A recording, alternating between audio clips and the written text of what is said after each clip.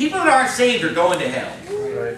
I mean, we could try to sugarcoat it and whitewash it, and it doesn't fit in with today's culture. It doesn't fit in with our modern philosophy, our modern mentality of a God of love. Okay, and God is a God of love. God so loved the world that He gave His only begotten Son, that whosoever believeth in Him should not perish, but have everlasting life. But he that believeth on Him is not condemned, but he that believeth not is condemned already, because he had not believed in the name of the only begotten Son of God. He that believeth on the Son hath everlasting life, but he that believeth not the Son shall not see life, and the wrath of God abideth on him.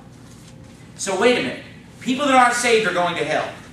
We need to have more preaching in this country on hell, because it's disappeared from the pulpits of America. Right. It's disappeared. Oh, yeah. I mean, we need preachers who are not afraid to stand up and face the reality, as horrific and terrible it is, to face it head on and say, there is a real burning hell. It exists. Try to go into theology or try to go to some foreign language to try to tell me that it doesn't exist. Hey, it exists. Look at Revelation 14. Right. Look at Revelation chapter 14.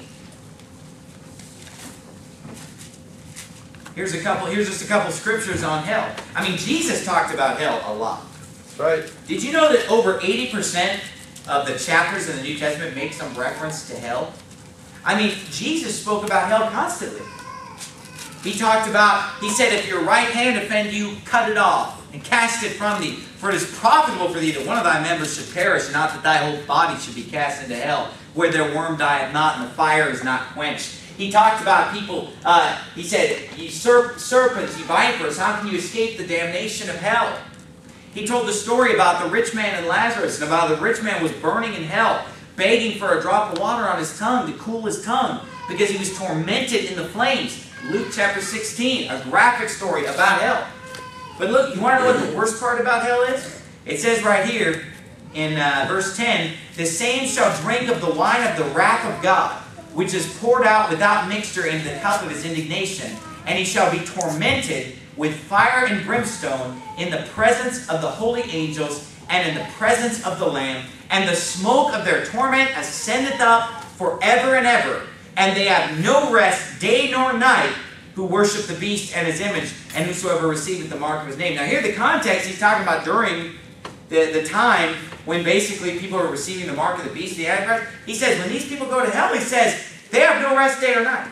He says, the smoke of their torment ascendeth up forever and ever. Look at Revelation 20, verse 10. Revelation 20:10. And the devil that deceived them was cast into the lake of fire and brimstone, where the beast and the false prophet are, and shall be tormented day and night forever and ever. Where are they going to be tormented day and night forever and ever? In the lake of fire. Who's going there? The false prophet.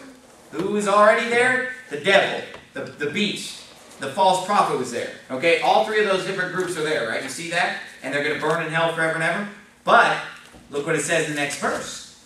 And I saw a great white throne, and him that sat on it, from whose face the earth and the heaven fled away, and there was found no place for them. And I saw the dead, small and great, stand before God, and the books were opened, and another book was opened, which is the book of life. Now this is nobody who's saved, because this is the dead. The saved people are alive, because they've already been resurrected a long time ago. This is the dead standing before God. And he said the books were opened, another book was opened, which is the book of life. And the dead were judged out of those things which were written in the books according to their works. Now let me tell you something. If anybody's judged by their works, they're going to fail the test. Because all have sinned and come short of the glory of God. He said, and the sea gave up the dead which were in it. And death and hell delivered up the dead which were in them. So basically all the dead souls burning in hell come up out of hell.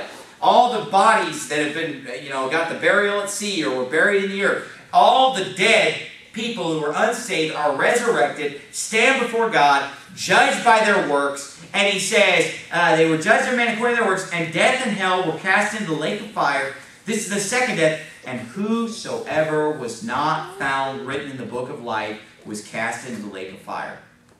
Now what's going to happen to them when they get to the lake of fire? They just burn up and they're gone, right? No. God said they're tormented there day and night forever and ever. He said it never ends. He said it's eternal punishment. It's a place of fire and destruction.